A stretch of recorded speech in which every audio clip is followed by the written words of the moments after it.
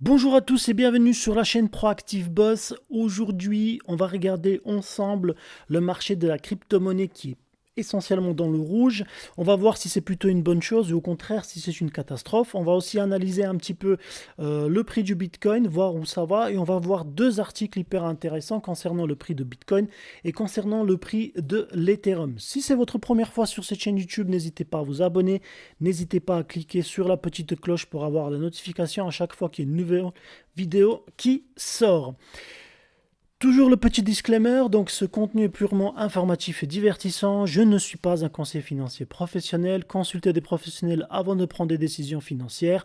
Votre responsabilité individuelle est engagée. Donc, on va regarder ensemble donc, ce qui se passe avec le Bitcoin et avec l'Ethereum. On voit qu'il y a un énorme crash sur les graphiques et on va voir en fait ce qui se passe réellement. Donc, on a déjà discuté de ce petit flash crash dans une précédente vidéo. On va essayer de s'attarder vraiment pour savoir si c'est toujours le bon moment d'investir en crypto-monnaie. Donc, le Bitcoin et l'Ethereum, deux sujets sur lesquels on va s'attarder aujourd'hui essentiellement. Donc sur le prix du Bitcoin, on est actuellement à 41 000 dollars. Donc sur les 7 derniers jours, on a quand même une baisse de presque 6%. Sur les dernières 24 heures, on a une chute de presque 2%. Concernant l'Ethereum, donc le prix actuellement, il est à 2000 dollars.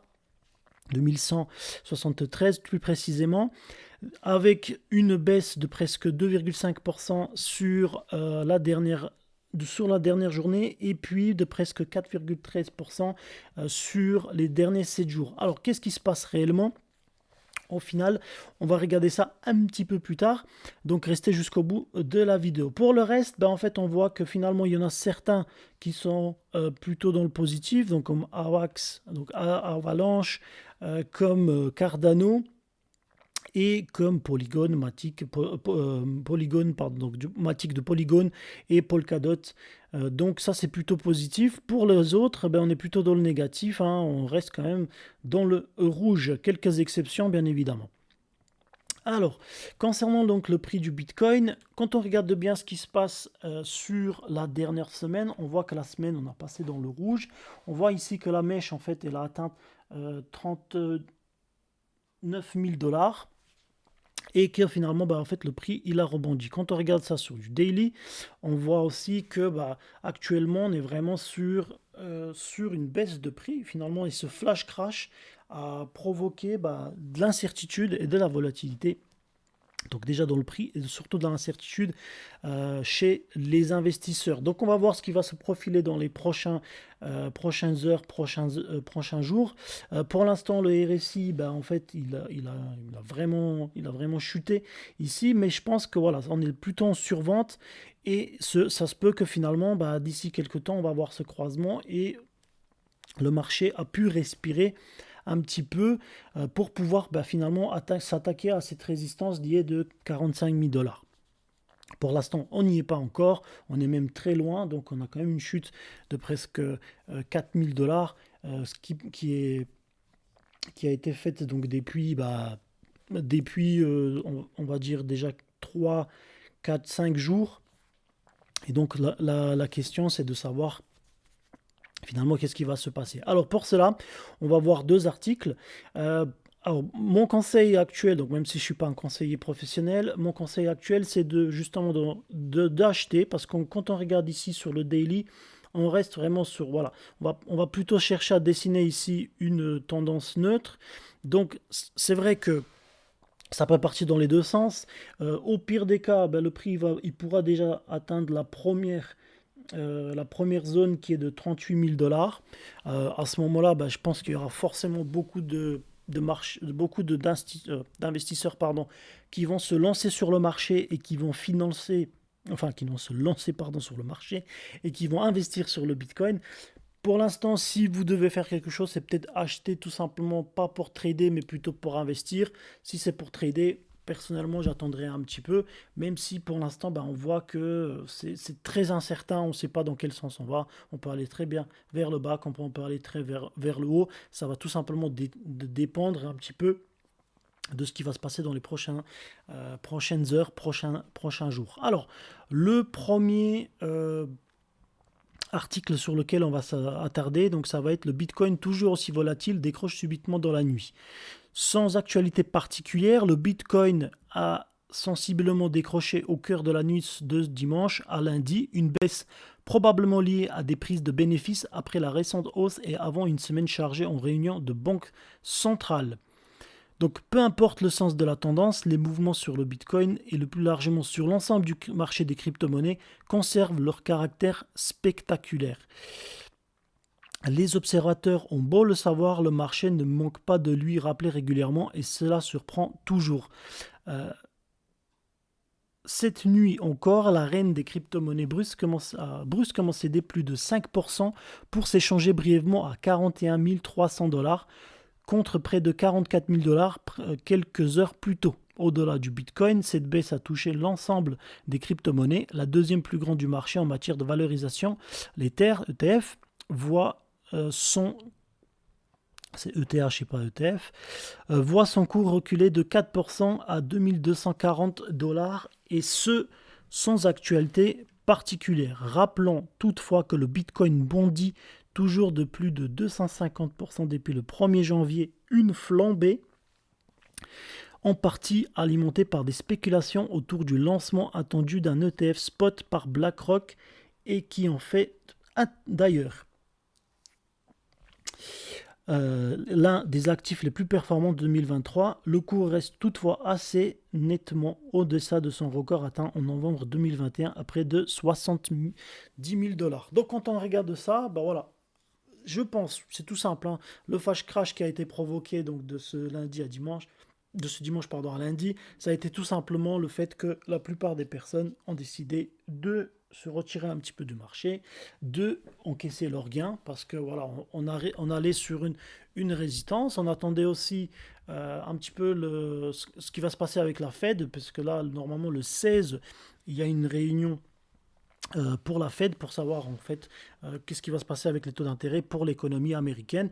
Et donc finalement, c'est quelque chose qui a pu jouer sur ce flash crash. Un mouvement logique. Si le reflux du jour n'est lié à aucune mauvaise nouvelle, des experts comme Richard Galbin, cofondateur de Digital Asset Capital Management, pointent le fait que l'effet de levier a augmenté de manière significative sur le marché après la récente hausse. La chute actuelle ressemble plus à une brusque consolidation du marché qu'un catalyseur de nouvelles fondamentales, ajoute-t-il.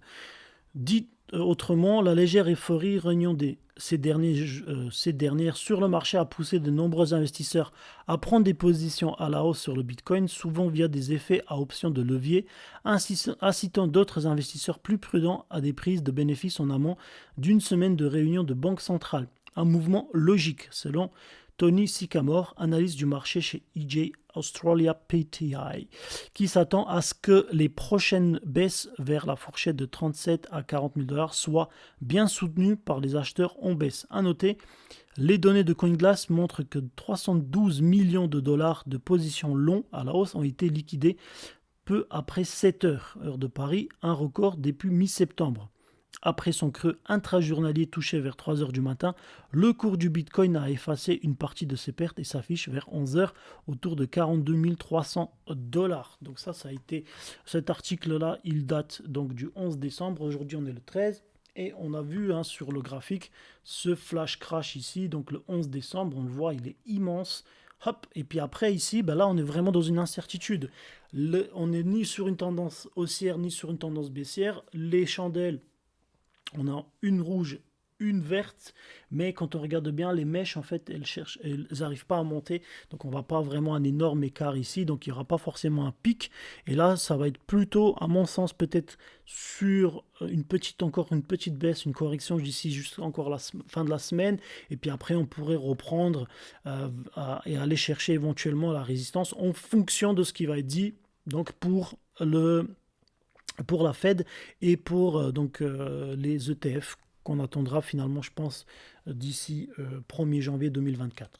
Concernant l'Ethereum, donc là, pareil, c'était le 11 décembre. Donc, ETH chute après avoir touché les 2400 dollars. Donc, Ethereum, donc on voit le prix ici. une pause s'impose. Le cours de Bitcoin a connu de la volatilité baissière cette nuit. Les vendeurs ont gagné la bataille des 44 000 $. Le cours a chuté vers 40 000 $ avant de se reprendre et de revenir au niveau des 42 000 $. De son côté, Ethereum continue d'évoluer au-dessus de 2 000 $. Il en profite même pour clôturer la semaine à 2 350 $. Cette chute connue cette nuit est-elle saine ou bien les vendeurs sont-ils en train de reprendre la main? On fait le point sur la situation technique. Donc ça, c'est un article que vous pouvez retrouver sur le journal du coin qui date de 11 décembre. Donc, le cours d'Ethereum chute de près de 4% en 24 heures, peu de temps après la clôture hebdomadaire à 2350 $. Le cours d'Ethereum a chuté en dessous de 2200 $. De fait, le cours affiche une baisse de près de 4% en 24 heures. Alors, je veux dire un truc, des fois, quand vous tradez, alors je fais toujours une petite parenthèse, quand vous tradez, c'est vraiment une question de timing. Je vais donner vraiment pourquoi. Il y a... Donc je crois que c'était le samedi. Le samedi dans la journée, j'ai mis des positions, donc j'ai shorté le Bitcoin et l'Ethereum. Et j'ai shorté en me disant, voilà, je sais que ça va se passer, je sais que je sais qu'il y aura forcément un flash crash qui va se passer, je suis sûr à 200%. Et ça m'est déjà arrivé aussi sur l'or. Donc du coup, je prends mes positions. Donc j'ai mis 2 fois 10 000 donc, sur l'Ether et sur le Bitcoin en shortant. Et je me dis, bah, au moins, je vais essayer de prendre une petite marge. Je vais me prendre, je sais pas, 200, 300 euros. Puis après, je vais sortir. Donc c'était rien, donc il fallait juste avec le spread, on était à 2%, je crois, 2%. Donc il fallait absolument que je fasse à peu près 5%. Pour qu'on puisse sortir avec 300. Donc en fait, je me suis dit, voilà, un week-end à 600, 700 euros, ça peut être hyper intéressant. Voilà, c'est peu, mais finalement c'est beaucoup pour beaucoup de gens. Et du coup, samedi, je rentre en position short, j'attends et je vois en fait qu'il y a une tendance haussière. Finalement, je me retrouve à zéro, donc je sors de mes... j'ai gagné peut-être... d'un côté, j'ai perdu, je crois que j'ai perdu, de l'autre côté, j'ai gagné. Donc au final, j'étais 100. Donc finalement, je me suis dit quoi? Finalement, je sors. Je sors au bon moment et j'ai rien gagné, j'ai rien perdu. Et même pas 24 heures plus tard, ben, finalement, il y a ce flash crash. Et j'aurais pu gagner, en estimant, j'aurais pu être à presque... Je pense que j'aurais eu peut-être 1400, un peu moins, 1200, 1300 euros.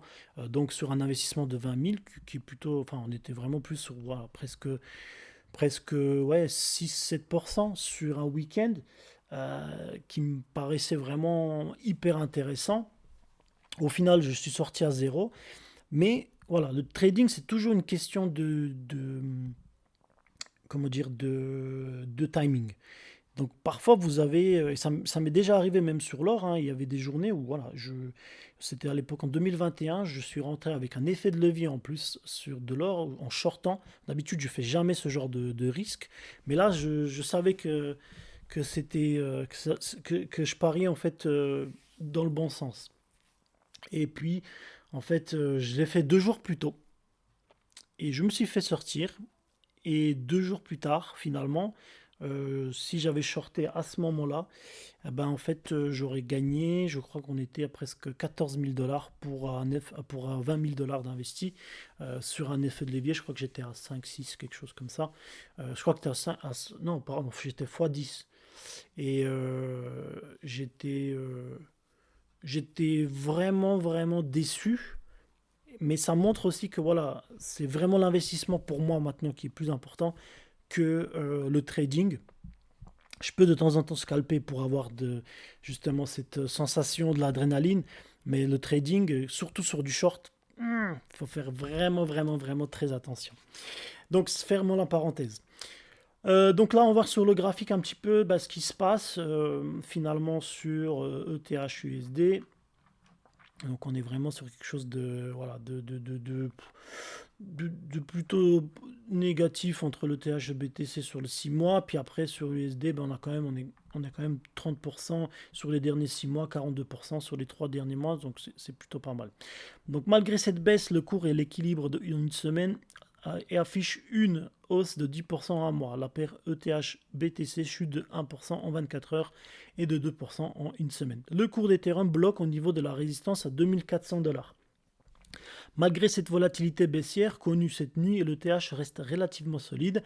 En effet, le cours continue à afficher des creux et des sommets ascendants et en hebdomadaire, et les acheteurs conservent la main.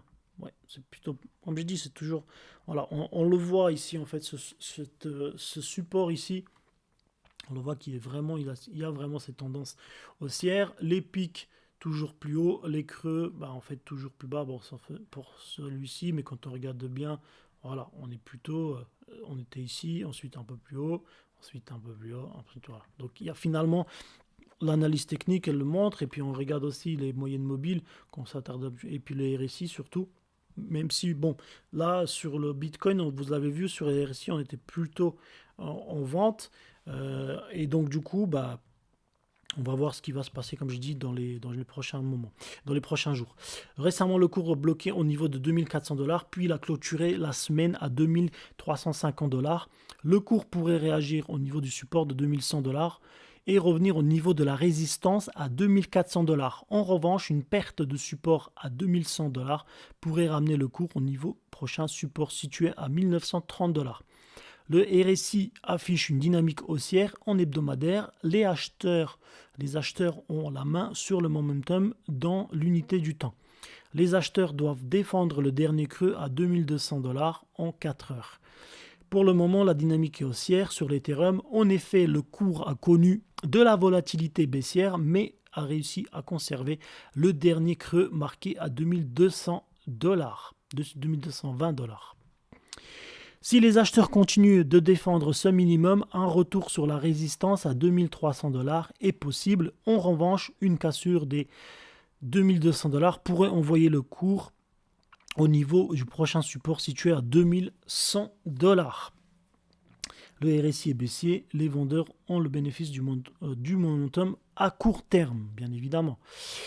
Le cours de Ethereum a chuté cette nuit, mais il est installé en dessus des 2100$ en hebdomadaire. Tant que ce niveau est conservé, un retour au niveau de la résistance à 2400$ est possible. Les acheteurs vont devoir continuer de défendre le dernier creux marqué à 2200$ pour éviter de marquer un top en 4 heures, pardon, je suis un peu, c'est un peu dur aujourd'hui. Alors que le cours explose à la hausse depuis quelques semaines, la SEC retarde encore sa décision concernant un ETF Ethereum en comptant. Donc c'est ce qui fait finalement cette indécision des acheteurs concernant ça. Et donc du coup finalement c'est les vendeurs qui ont un peu la main mise sur le Ethereum, sur le prix des crypto-monnaies, notamment le Bitcoin et l'Ethereum. Dites-moi dans les commentaires qu'est-ce que vous en avez pensé. Est-ce que vous pensez finalement que le Bitcoin va grimper? Est-ce que vous pensez que ce flash crash est nécessaire? Dites-moi aussi si vous tradez et quelle est votre stratégie de trading, en tout cas dans ce court instant là qui va se passer donc d'ici 2 semaines, c'est-à-dire que d'ici 2 semaines on sera quasiment sur le nouvel an. Est-ce que vous continuez à acheter le Bitcoin et Ether sur le long, ou au contraire est-ce que vous tradez un petit peu, vous allez jouer la stratégie à court terme et chercher